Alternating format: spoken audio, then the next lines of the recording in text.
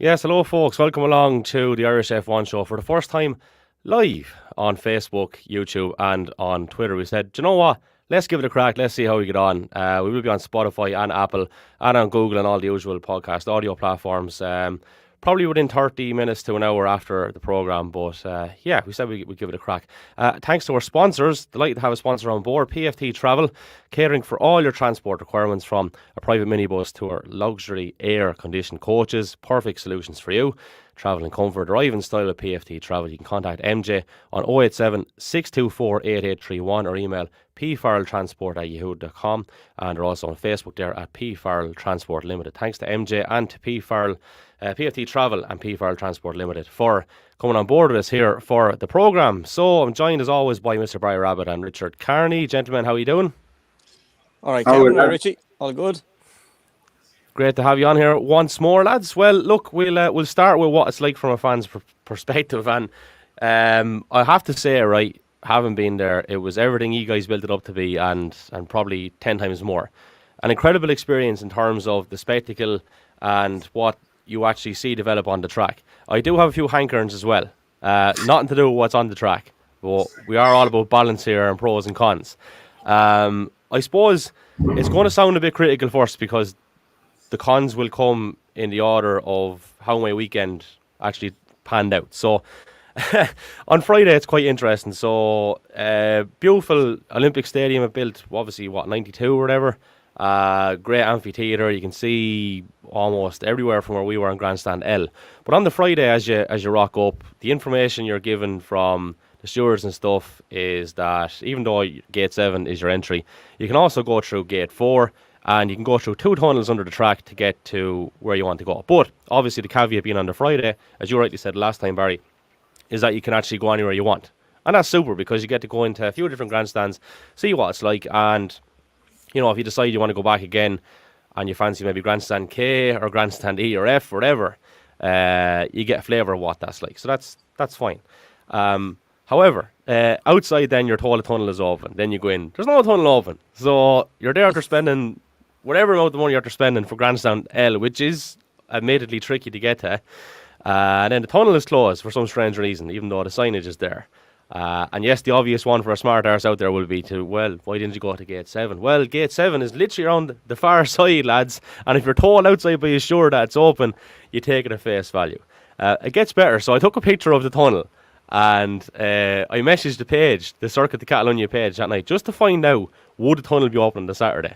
And the response was gas. It was like, we don't have that information at the moment, but message us again in the morning, we'll let you know. Right? So, Mañana. That's the whole Spanish, isn't it? Tomorrow. Tomorrow. I don't know how long, like, this race has been going on there since God is a young fella, and it's been coming up like Genie Mac, and you couldn't get information. Okay, right, it's fine. So, let's bring us on to a positive then. So, you go in there, you're over between turn 5 and 6, on the bank, which is great, and you're eagerly anticipating the arrival of the first car. And to be honest with you, I don't think it would have mattered what car it was. Mind was just blown. I can't think of whether it was Vettel or Stroll, but it was definitely Aston Martin to come over first. And you're just like, oh wow. Like, it's just incredible. Yeah. And the noise, I know, doesn't compare to what maybe it did going back years ago, but it's still a unique noise that you don't get anywhere else. And as it comes around in front of you, it's just like, oh man. It's words just can't describe. And that was an outlap, probably.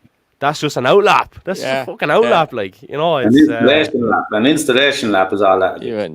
Yeah, like really, really cool. And no different on the Saturday when we actually were in Grandstand L. I think one of the Williams were out first for practice. No, we weren't there for start practice session 3. It was, practice session 2 we were in Grandstand K on the Friday.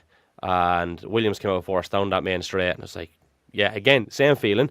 Guan Yu Zhou came out first, I think, for quali on the Saturday. We're in Grandstand L, same feeling. It's like the first time every time. It's just, it's just incredible. And then of course, it is. The first time you see them is just. The first car I seen, I was at Silverstone, and I was standing at Cops first corner.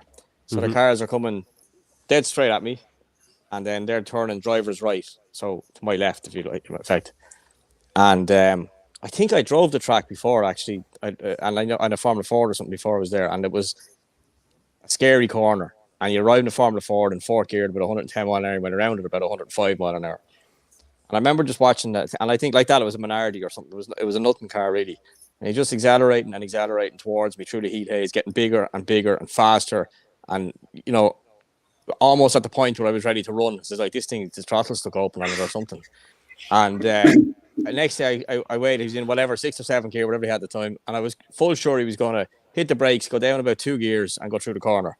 He went up a gear and just turned. It just, I was about a half a second from turning my heels and running. Like, it's just like this is not getting through here. Like, it's just like you said, absolutely mind blowing. It looks like they've just. You're watching something in fast forward or something, It's incredible. You'll never get that first real, experience again. So it's good. It's good to know that. Like, the only thing I can compare to, lads, is I saw Colin McRae in a Marto Escort rallying in Killarney in 05, and I'll never forget that. Just the way he came into the corner and went around the fucking corner, even just doing double O duty. That never leaves you, regardless. Like, that's always the memory that you're going to have. But yeah, like that's it was just so cool. And then where we were, I suppose, for a race day in Grandstand, the biggest complaint you can have is you don't know where to look. It's just great. The viewing, as we said, the amphitheatre is just incredible. You will always see 3 or 4 different parts of the track if you are anywhere between the main grandstand, we'll say, and up as far as maybe turn 7, which is pretty cool. That you can actually go and say that, like, And I don't think there's too many of them like that, in fairness. There wouldn't be, no. But Catalonia, it is a bit of an amphitheatre. It's a good spot for watching, for sure. You picked a good one. From a viewing point of view. Yeah, no, look, it's hopefully next year, anyway, we'll have a few press passes sorted. Wouldn't it be great to get over, though, huh? Be class, man. Yeah, it's an experience, no matter what way you do it. Yeah. So, look, that's kind of a little kind of insight into what it was like from the get-go. I know we'll maybe delve back into it as we're talking about events that transpired as the episode trickles along. But as always, well, no, not as always, actually. I won't say that, because last time, Barry, me and you talked more about stuff that didn't involve F1 because of the lack of quality and anything to talk about regarding Miami.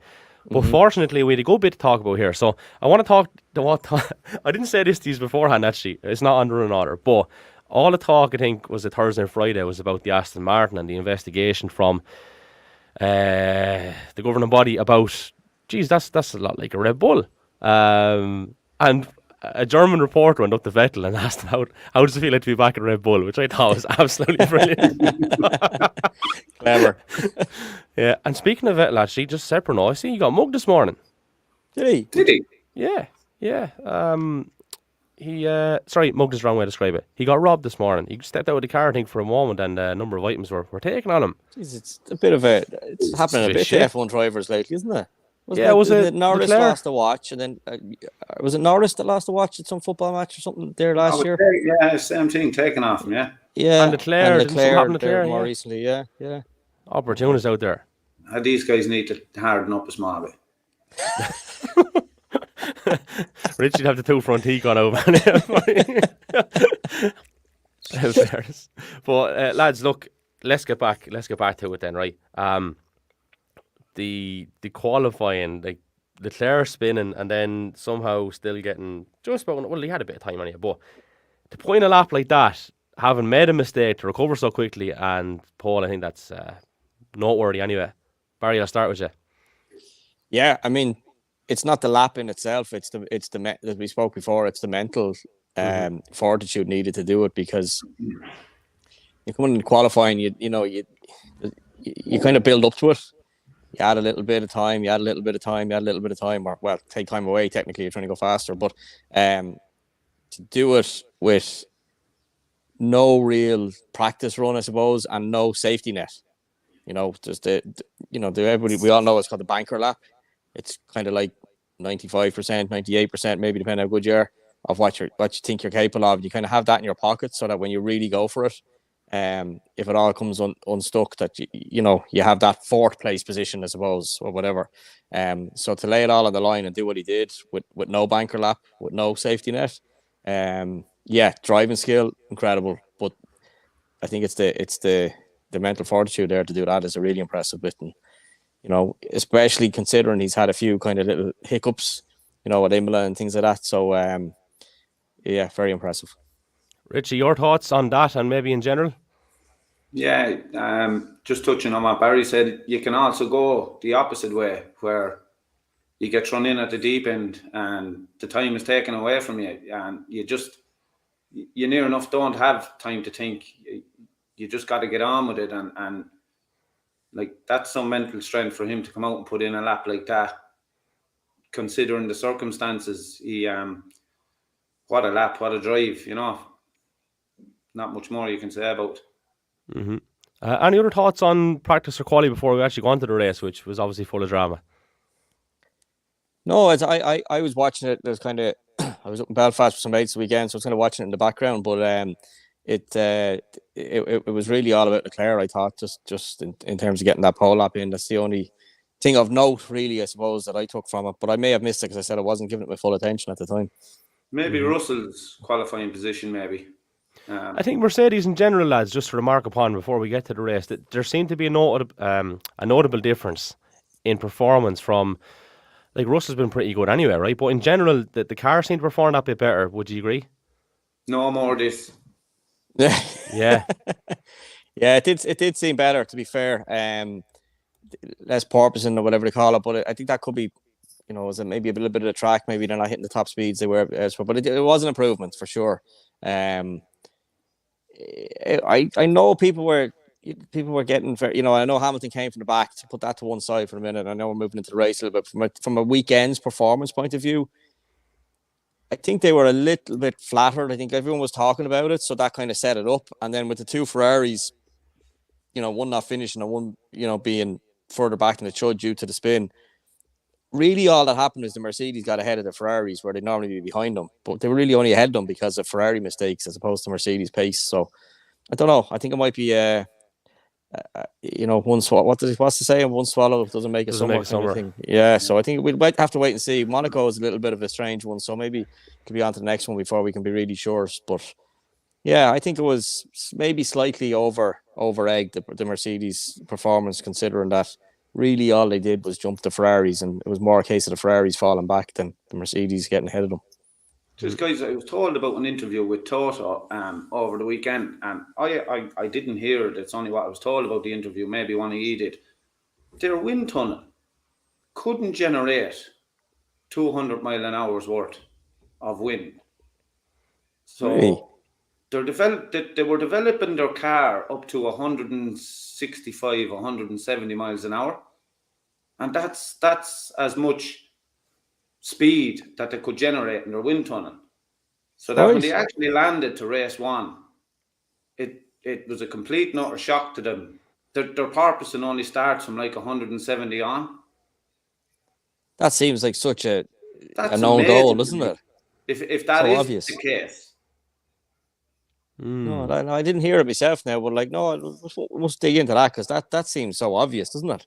Yeah, like, I mean, so seemingly what was causing all this porpoising was what they call a bulge somewhere that they had built into the floor.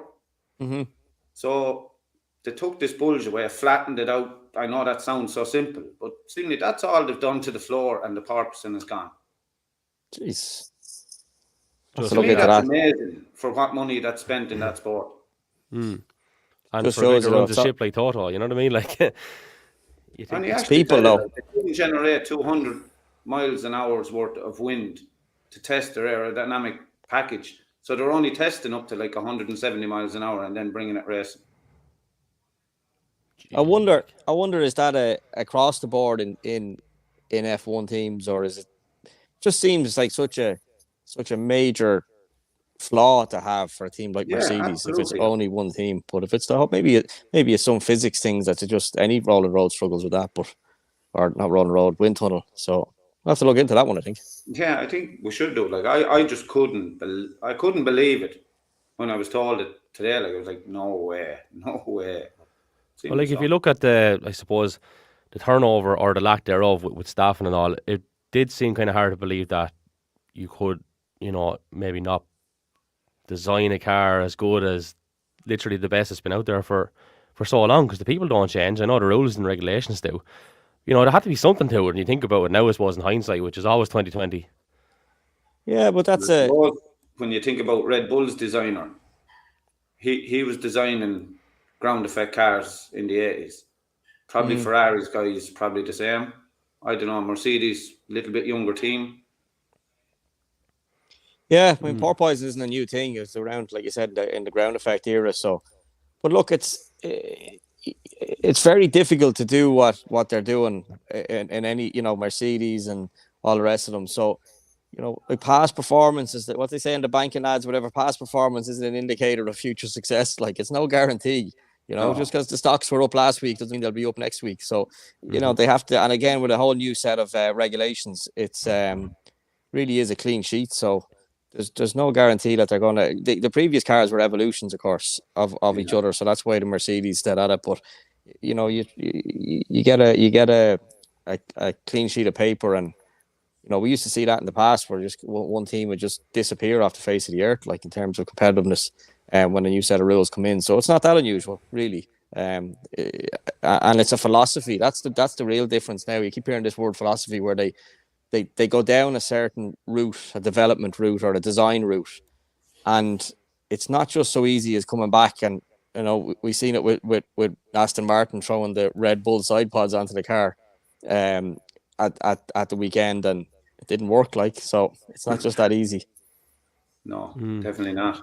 But just delving back to the Aston Martin Red Bull thing, so just reading up another little bit on it there over the weekend, there is a large number of staff that went to Aston Martin for good money, I believe, from Red Bull. So while the information that's on file and kind of computerized or whatever is not freely available or should be, you can't stop the knowledge upstairs from going anywhere. I think that was pretty much the way Horner put it. So the thing is, though, how much change could we realistically see within the letter over the next few months that will give them improved performance? And if they do, is it too obvious to suggest where it's after coming from? Aston Martin, you mean? Yeah. I don't see it happening, to be honest. I really don't. I think, for whether it be coincidence or not, they do seem to be trying to shortcut their way to performance with the pink Mercedes from a couple of years ago, and the green Red Bull now.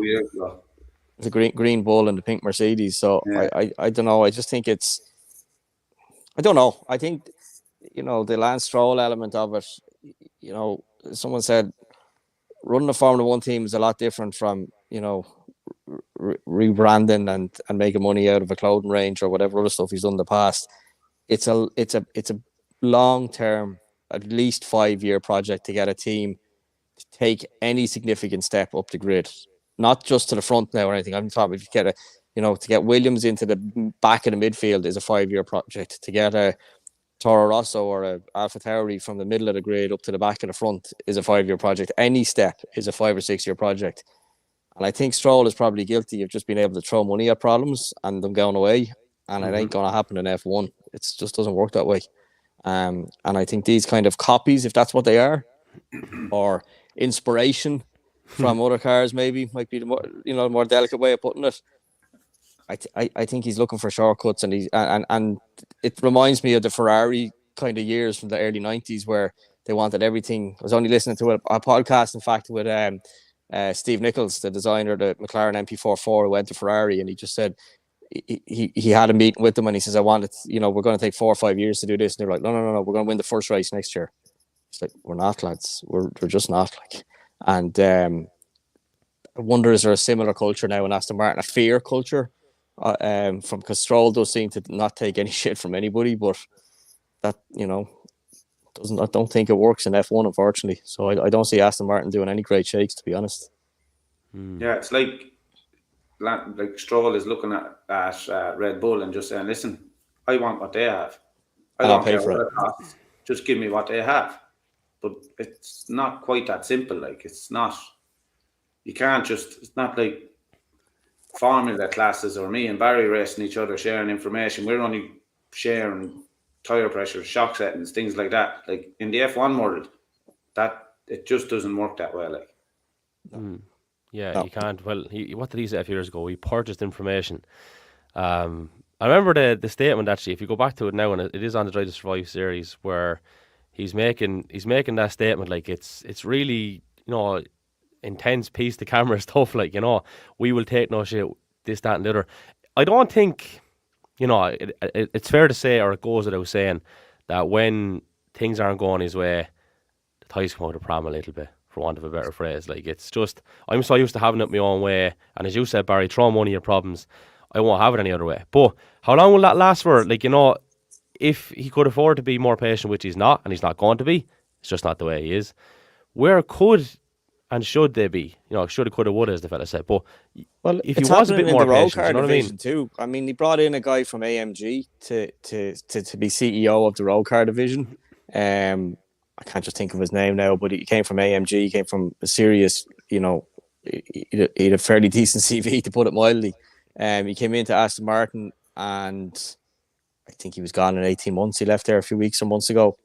And read between the lines, it was, something similar. It was just a kind of some issue between him and Stroll of some sort. Anyways, you don't come in and out of a big company that quick in 18 months without there being major problems. And I just don't think it's a good fit for a Formula One team. I think you have to be a bit more long-sighted than that. And whether it's personality or experience or his way of doing business.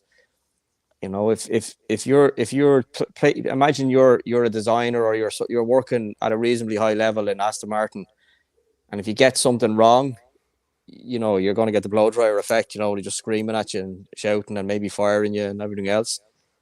You're going to be playing it safe, and you're going to just take the easy option, the one you can't get fired with. It's like they say in big business, nobody gets fired for buying a Dell computer. It's a Dell computer. It should be a computer. If it doesn't, I don't know. I bought a Dell computer. That's but to get fired from trying the, a small kind of boutique computer line up. If it doesn't work, it's your fault. If you buy a Dell one, sure, I bought a Dell computer. It should be fine.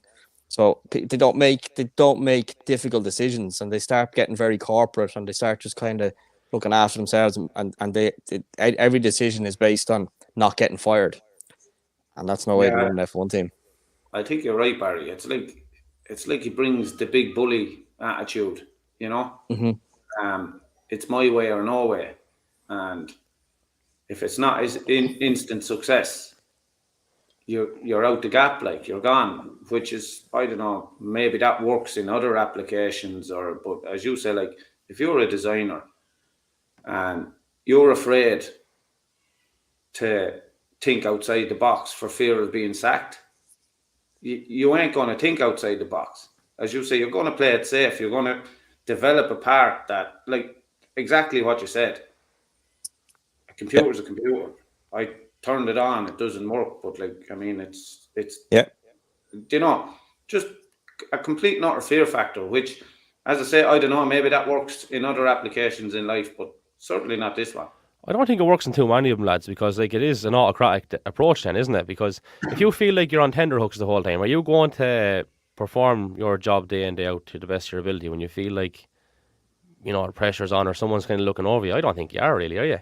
No, but the difference is a lot of, like, geez, we're going off a tangent here, but like a lot of big, corporations will make money in spite of themselves.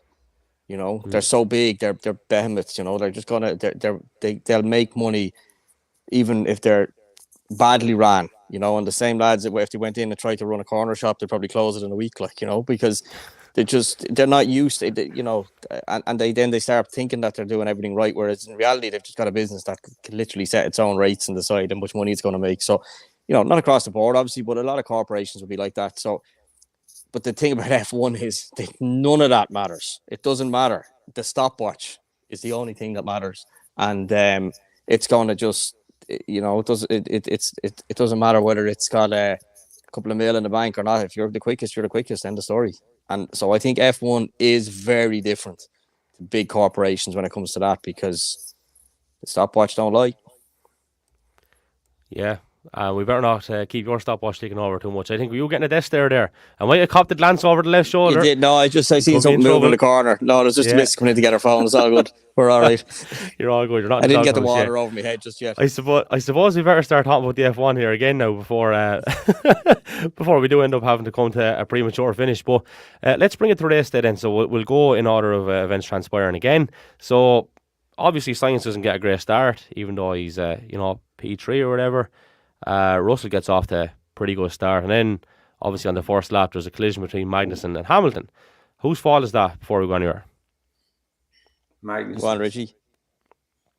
Richie, you're saying Magnussen. Barry. Yeah, I think if you had to portion blame, it would be to Kevin on that one.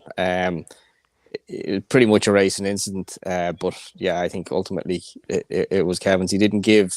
He was running right up against Hamilton, and he just didn't allow any sort of leeway from Hamilton. The only thing is, and I genuinely don't think it's Ham's fault, but every incident he gets into seems to be when someone's on his outside. Up until then, like previously, he always seemed to understeer into people when they're on their outside. Don't think that's what happened this time, but it was awful similar. But I think it was definitely it was you couldn't really apportion any blame to Hamilton in that one. It was Magnussen, not on purpose, probably was just riding his luck a little bit too much. Mm-hmm. Well, I think as Barry said, he tried to move around the outside and just kept things way too tight. Just didn't give himself enough leeway in any way, shape, or form. So no blame to lose there in any way, shape, or form. Mm-hmm. Do you know what? While we're on the topic of Hamilton, let's just make this point then, right? So I said to both of you guys that when you see him in the flesh, so I named dropped a few, right? So himself, Leclerc, Max, and Russell probably to an extent, but not in the same bracket. There is something different for me, or it felt like there was something different about the way they were actually going around that track. Very hard to put the finger on it, and I know you've kind of explained stuff to me, Barry, off air. But it just, if you knew feck all about F1, which sure, look, I don't know a whole lot about myself as you, but if you knew feck all about F1 and you saw those guys, I just get the feeling you'd see and sense something different. That's just how. If they were all wearing white helmets, you'd have a good idea who was who. Like, yeah, like, and not who was who, but you'd pick those 3 or 4 out. That's what you're saying. Like in the F2 race, I can't think of who was driving the Alpine. He came second in the end, but you could see there was something different about him as well. And he slipped back at one point. I can't think of his feckin' name now. But again, similar point. Even the W Series race, the day beforehand, you could tell something different there then as well, you know. But yeah, just different gravy. But I'm kind of covering 2 points with this. I want to go back to Hamilton in general then. You kind of had to see his fight back to believe it, really. And we were placed perfectly in Grandstand L to see it. Because after the spin or whatever, and he's getting back to grips with everything, puncture, wasn't it? Yeah. The Williams in front is just going out of sight underneath the Rolex sign coming into turn 7, isn't it? I think it's 7. And that's when you see Lewis coming down the straight. And literally within 10 laps, he's now at turn 3 when they're at the same point. And I know there's a difference between the Williams and the Mercedes, but even still, that's huge gains in a very short space of time. Just an incredible fight back. That's all I can say. And to come, 5th, I think is pretty decent as well. Like he took Sainz as well. Would you say now, like, it is still fair to say that the Ferrari is probably still a bit quicker than Mercedes, even though they have made the improvements? Could you say that still? Can we say that still? Yeah, Ferrari is still quicker. Right. Yeah. So he's gone and done science, even though it's a long straight and there's DRS and all that. He's still gone and done it and did it the hard way. Just to touch on your earlier point, Kevin, right? So as regard the likes of Hamilton, Max, Charles, those type of drivers, and I'm sure Barry will allude to this, it doesn't matter what you put those guys in, they'll always come to the forefront. It doesn't matter, let it be a go-kart, a Formula Renault, Formula 1 car, a shopping trolley. These guys will always come to the forefront. They're just naturally class basically. And I think Lewis was 33 seconds behind the last car exiting the pits after getting his puncture fixed or whatever. Like, so, man, that was some drive to come from 33 seconds behind the last car to be unlucky not to finish fourth, that was a serious drive. Do you know what I was watching more so than, because like you said, Kevin, it's like chasing down and passing the Williams. It's impressive to watch, but it's not a fair fight, let's say, in terms of equipment. And I'd love to understand from a kind of what do they call a strategy point of view, or just look at the lap times. How did he get within? Was it, I can't remember what it was. Was it 10 or a handful of seconds of behind Russell in the same car? That's the bit that I can't get my head around. Not the fact that he caught up on and got through the kind of 10 or 11 cars in between, because to be fair, the car difference there is a massive factor in that. But to be able to go from whatever it was, 40 odd seconds behind Russell to be, I don't have the times in front of me, like 10, 12, whatever it was, a lot less by the end of it. I just would love to know how that's strategically possible. It would be worth looking at, is it just that he was that much faster than Russell? I find that hard to believe, because he has, at that level, there's a bit of a glass ceiling. He shouldn't be that much quicker than anybody. So I don't know, was it just strategy? There was no safety cars, as we know. Partly the first race in a long, long time without a safety car. Somebody said 35 races, but that seems hard to believe. But no safety car of any description, or VSC, which was unusual in itself. But yeah, it might be worth having a look at the times, the lap charts and stuff, to see how he managed to get that close to Russell. I thought that was the most impressive thing about his comeback. Actually, that's the serious point. Now that you do put it that way, because you could argue the point Russell was in a titanic battle at the front, which they would have been tripping themselves up. But Lewis still had to come through the whole pack, which is the same thing effectively. Or more. No, maybe Lewis was picking up DRS a good bit more than George was throughout the course of the race. But even still, that's a serious point. That's worth looking at. Yeah, I thought that was what impressed me most. Or maybe not impressed me, just kind of had me scratching my head a little bit, going, how'd that happen? Yeah, because by effect, then he'd done the same on Verstappen and Perez as well, obviously, and Leclerc up at that point. So I'm not sure. I suppose you had Verstappen spun, or went off rather, up at turn 4 there, whatever it was, and also Sainz spun. So that would account for closing the gap on those two. But Russell and Perez, and it's interesting how we managed to close that in. Yeah. Was it just a better strategy? Maybe he just looked into a better strategy by having to pit early. I'm not sure.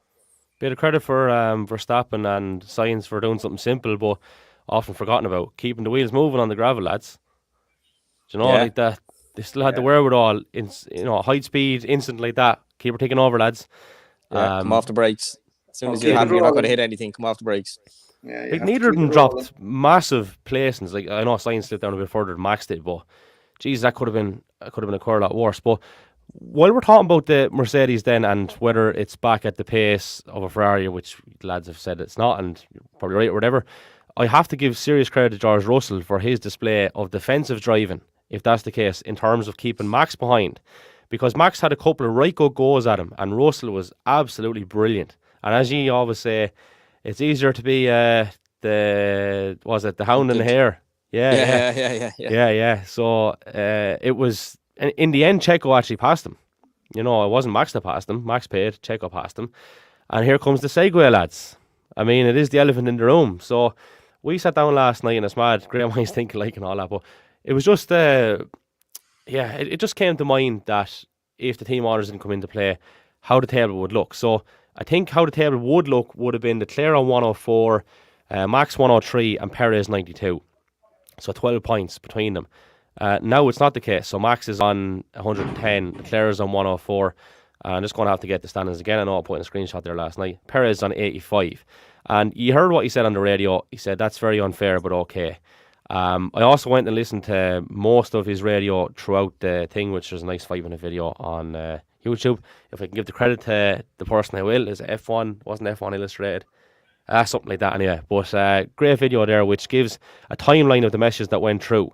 And you can almost tell the information that's going through, while obviously there's a lot of reassurance for the driver, you can just tell it the higher power is kicking in. And how that's actually disguised, even though you know, how honest is honesty, I suppose, in all of this. But you can just tell there's something else going on. And for a battle so close like that to be decided so early and to put your stall out, set your stall out and say, I'm picking one over the other, despite the fact that Checo on certain laps was putting in much better times. I don't know. I think that is a big point, lads. Didn't make a mistake. It was Max who made the mistake, if you want to call it that. And, you know, it's an interesting point how him and Sainz, how little it took for them to go off the track. Just literally a gust of wind was all that took them off the track. Such as, you know, how on the edge they are, I suppose, these days in new cars. But at the end of the day, Perez was there because he didn't make the mistake that Verstappen did. And it's the wrong way around. I mean, if they asked Perez to move over because he'd made a mistake, or, you know, vice versa, you know, there'd be some excuse for it. But at the end of the day, he done nothing wrong, and he was moved over. And the real killer line out of all the radio messages for the whole race was when Max was on a slowdown lap, and he said, "Thanks to Checo, he's a great teammate." I mean, Jesus, that's the last thing you want your teammate to say to you. It seems condescending now, doesn't it? Oh, and I probably wasn't, but like that, if I heard that back, if I was in Checo's car and I heard that in the warm-up lap, I think I'd just park and get out, like, just be like, yeah, good luck, lads. Because I mean, I think that summed up. I think that's almost how little, I won't say respect because it's definitely not the right word, but I just don't think any part of Verstappen considers him anything other than a supporting player in terms of Perez, you know, and I think it's very telling. And I'd say Perez, if we did hear that radio message back after the race, wouldn't have liked it one bit. Well, what you said at the very end, just before bringing in Richie, was anytime, like, I can't think of I don't know the names of the lads that will be talking to the drivers. I don't know all of them. I know Bono's one anyway, isn't he? But basically, it was like, yep, we'll chat later, mate. So he's obviously cognizant that everyone is listening in or whatever, and everyone has access to it. We'll chat later. So you can tell he's pretty pissed, and rightly so. But I suppose, Richie, I'll bring you in on this then. Could you make a theory, right? We all know Max is the golden boy. We've said this. We've said it for some time on this podcast. But if you take it back all those years to Prost and Senna and the situation that transpired, would there be an element of Horner possibly looking at avoiding a similar situation by doing that? I'm not sure what come into his mind yesterday, but in general, that's a possible problem that could present itself, yeah?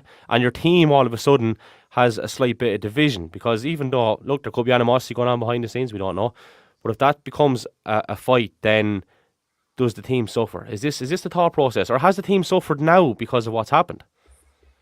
Well, if there wasn't a division, there certainly is after yesterday. Like, we're 6 races in with 20 odd to go. I mean, Checo, they should have let Checo win the race. Max finished second, like, loads of time left, and it would have shown great unity within the team.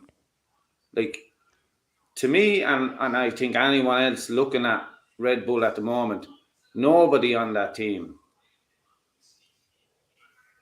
nobody like expects Checo as a number one driver. And I mean, even his own engineers at this stage are probably resided to the fact we're racing for second, which is never, ever good, especially so early in the season. Like, and as Barry and yourself alluded to, made no mistakes, big, perfect race, more or less, got himself in a position to win the race. He should have been let win the race. And I think that might have even galvanised the team a bit more, like, going forward. Checo would have been a much happier driver sitting in his seat. And the next time Checo was asked to move one side, it would have made that so much easier. But after yesterday, I mean, geez, if I'm Checo, like, I'm fuming. I'm raging. Like, I'm like, it's the only they could have even they could have just let him race. Even they didn't have to give the win to Checo, because I reckon Verstappen would have won it anyways. And they could have just said, right, lads, you know, don't do anything stupid, but off you go. Why do you reckon he would have won anyway, Barry, just out of interest? He's just faster, to be perfectly honest with you. I think Verstappen's just quicker. Like, maybe not, you know, every lap or whatever, but I think, you know, given a race distance and, you know, equal car, I think, you know, 9 times out of 10, Verstappen will beat him. Like, most days I agree with. I suppose we'd have to go through all the times of the laps yesterday, really, but Perez's pace yesterday was, yeah, it's a big point to make, like considering the performance he put in yesterday. You know. Yeah, I mean, the other thing you got to bear in mind as well with lap times, Kevin, is, if a guy is leading a race and he's leading it comfortably, he's not worried too much about lap times. The job is to get the car home, whereas the guy's kind of chasing someone down. It's a little bit different. So, Yeah, context. Yeah. There'd be a little bit. There could be. I don't know. Could be a little bit of that to it. But I think all things being equal, you put Max and you put Checo in the same car, Max is going to win most of the time. So I think the team could have done that. But yeah, to your point, the Senna and Prost thing, I know there's always, like, I mean, again, another podcast. I didn't listen to these F1 podcasts, to be honest. I'd be out on the road or driving at all. I'm always listening to various older stuff. I love to listen to the, 80s and 90s and, lads that are allowed to talk about what happened now, the kind of the curfews have been broke, or the moratoriums and all this. They can talk about whatever they want, like. But I listened to one. It was the designer again, McLaren, and he was talking about Senna and Prost and Hakkinen and Coulthard and all these teammates of McLaren during the year.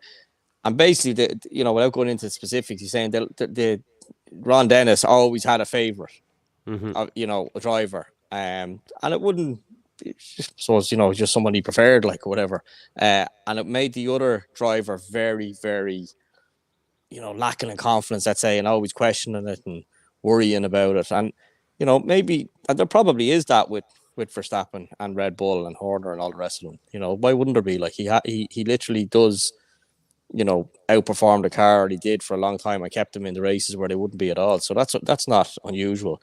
Maybe they just don't really care that much if Perez isn't that happy. Like, Yeah. So I'm just thinking. I'm thinking if Max is only 1 point off the lead, right, at this early stage, instead of being 6 points clear, is that the end of the world? And the second part of this point is, if Perez takes the win, then, and this is the most important part, what was actually better for team morale, overall team morale yesterday? To see Perez win, right? Two drivers in the fight. Perez is happy. Maybe Max isn't happy, but overall, there's much more people happy, I would say, in the Red Bull camp if Perez goes and wins it. But yet, it seems like, are they just playing to keep one lad happy? Or maybe two. We'll throw in his elbow there too. There's no way they would. They would have, and even if they did, it wouldn't be listened to. Told Max not to pass Perez. Yeah. There's no way that was going to happen. They were never going to get onto the radio and say, Max, don't race Sergio, just sit behind him, because it'd be very unusual for them to say it in the first place, and they know they may as well be just talking to the wall, like, because there's no way Verstappen has such authority in the team that he would just go, fuck yes, I'm passing him, good luck, right? And there'd be no question about it. Like, so they can't say to Max what they can say to Sergio, because they're two totally different power structures at play there, if you like.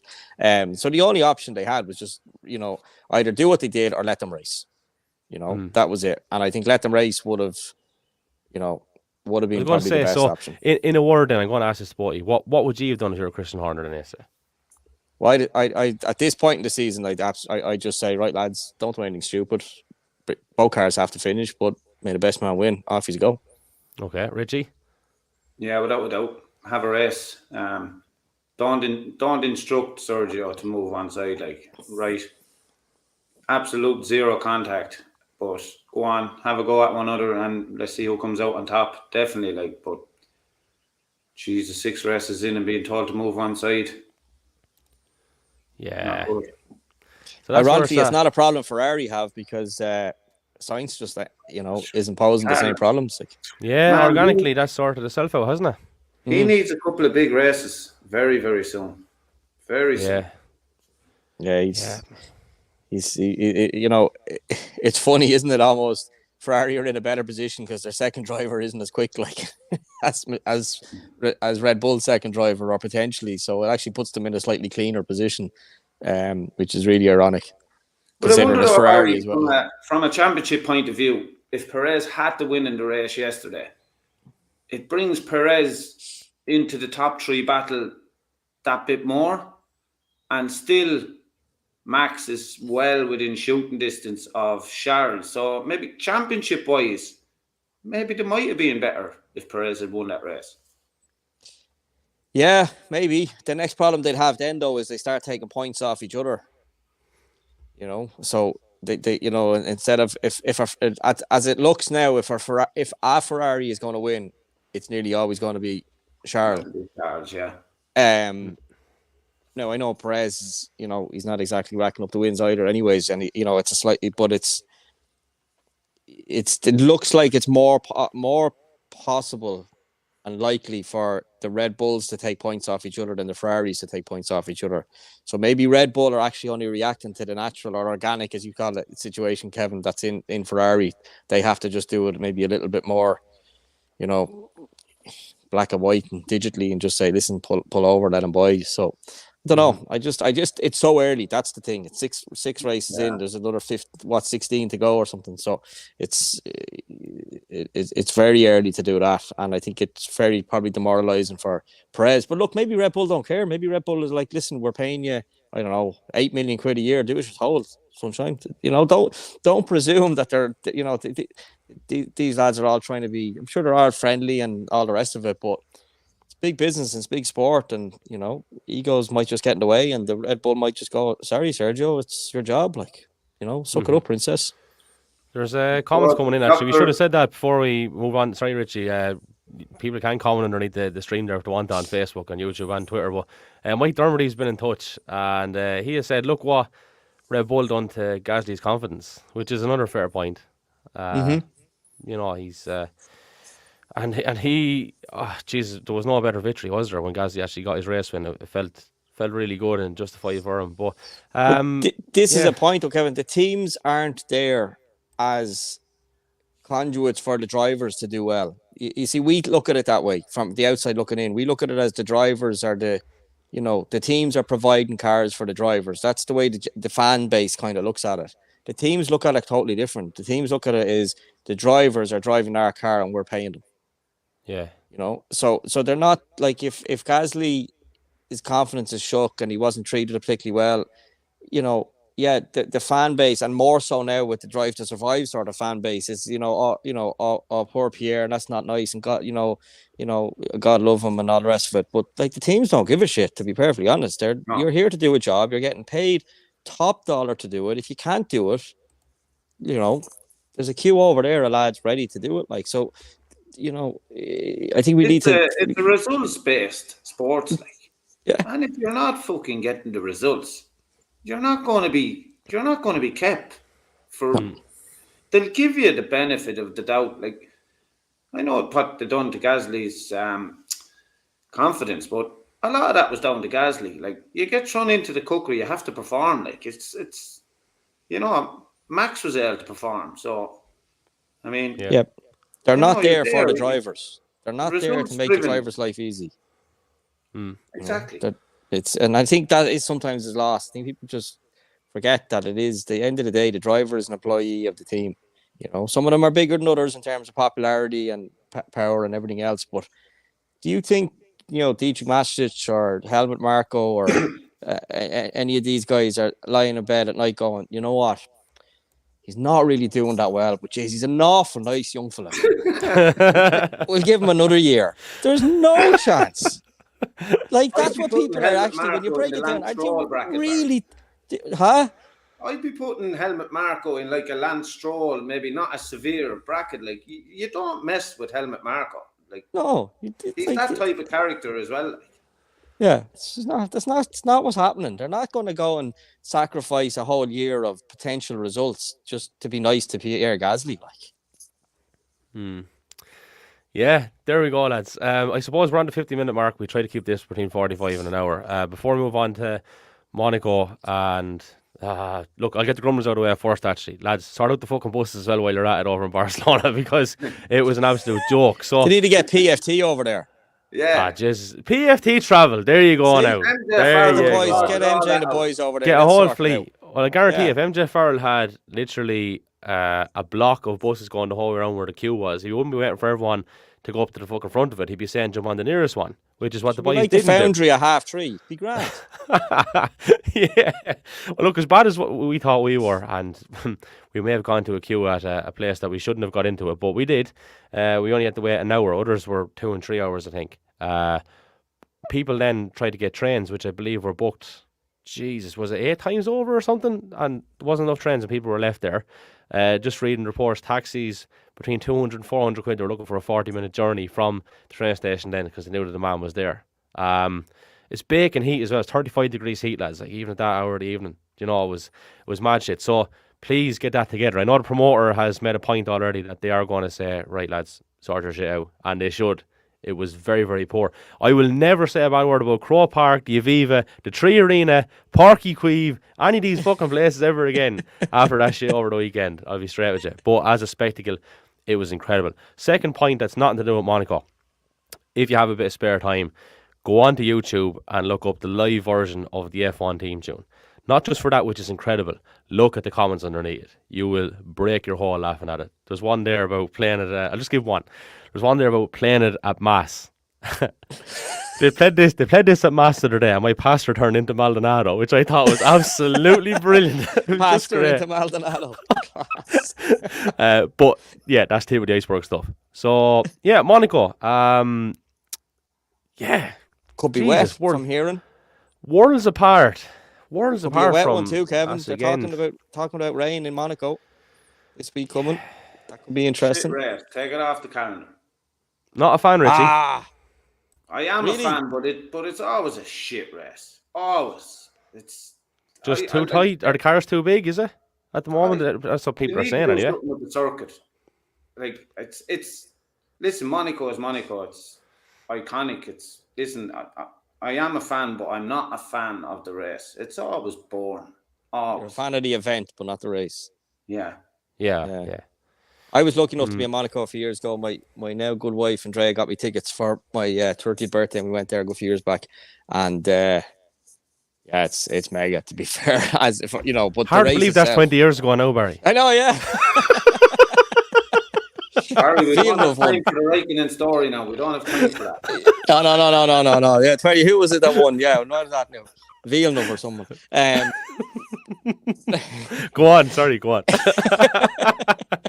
It wasn't there yesterday, unfortunately, but yeah, it was a few years back. But it was, as an event, it's definitely one to do, you know. But it's more about the event than the race. Because it's not a race. It's a parade after qualifying. But having said that, watching them drive around there is just phenomenal, you know. Just seeing how they tried the cars through there is worth it on its own. But the race itself is not great. Head to the bar for that. Hey, we can't sit here and talk about that then and not hold it accountable as equal as we did from Miami, though, can we? I suppose that's the other side of it. By the way, lads, may or may not, I'd say most likely not going to have a podcast after Monaco, unfortunately, just because I'm out of office for a couple of weeks. And it just happened to be the honeymoon as well, which didn't get to go on last year. So if I bring the laptop and start doing podcasts, I could be divorced before I fucking even made the year. Short marriage. So we probably won't have one after Monaco. But yeah, probably no need for one, Kevin. Yeah, Jesus, you're absolutely optimistic as hell about this, aren't you, Rich? The only thing that might save it is if it's wet. That's the only thing that might save the race, not the spectacle, but the race. Yeah. I wonder will Leclerc avoid a tip this time, because even there recently in that classics thing he was out in, like, he had a bit of a tip there. Just see that. Yeah. Do you know what's mad? Because he's living there in the whole lot. Like, yeah. It's well, to be fair, that was a complete mechanical failure. The front left brake disc exploded on that car. That's what happened. It literally shit itself. Exploded. Yeah, and just wiped out. So he'd only rear brakes, so not his fault. But yeah, But still, though, that's Nicky Lauda's F1 car. Well, it was in the wall in the pit straight the year before. Because remember, did you see the race from last year? The Monaco historic race from last year? No, lads. When you looked up the live. After you've looked up the live orchestra version of the theme tune, go and look up Monaco Historic. It was last year, 2021. Jean Alesi. That if you just search that on YouTube, just watch that race. Absolutely, it was Jean Alesi in that same Ferrari, the Niki Lauda's Ferrari, and there's a guy called Marco Werner who's a professional racing driver who would have done DTM and stuff like that, driving a JPS Lotus, and the two of them went at it for 20 or 25 laps around Monaco. Some of the best racing you'll ever see. Go and have a look at that. It'd be well worth your while over a cup of tea. Defo have a look. Defo. We'll find a link okay. first. We'll throw a link up somewhere. Yeah, definitely do. Predictions, lads, then. Very quickly. I think Leclerc's going to go on pole, but I don't know if he's going to win the race again because it just seems to be a team. But I'm going. Do you know what? I'm going to go Leclerc anyway because he needs it, and I think he will do it. Baz? Verstappen pole. I think Verstappen will win. get pole, and which means he'll win the race. But yeah, I think Leclerc. I think still going to be a little something in the back of his head about it being Monaco, and he might just hold back a little bit, and that might be enough. Give a chink of light for Verstappen to put it on the front row and drive away. Then. Up you step, Richie. I'm going with you, Leclerc. I think Leclerc pole, Leclerc win. There we go. That's a relief. Done. Lads, thanks a million. Really enjoyed doing it live. We'll say thanks to PFT Travel as well. Again, catering for all your transport requirements. And as Barry segued nicely there, maybe it'll sort out the Barcelona problem next year. From a private minibus to our luxury air-conditioned coaches, got the perfect solution for you. You can travel in comfort, drive in style with PFT Travel. You can contact MJ on 087 624 8831 or email pfarrelltransport@yahoo.com. You can also find them on Facebook at pfarrelltransport Limited. Barry, Richie, really enjoyed it. Thanks a million, lads. Thanks, boys. Enjoy the honeymoon. Thanks a million. Cheers. Will do. So just before we finish up as well, just to mention that you can follow us on Twitter, Facebook and on Instagram at Irish F1 Show. And thanks for tuning in. Thanks to everyone that's listening on Spotify, Apple and Google as well. We'll try to get that up in the next 30 minutes or so. That's generally in around the ballpark of when it gets to those locations. Until next time, take care.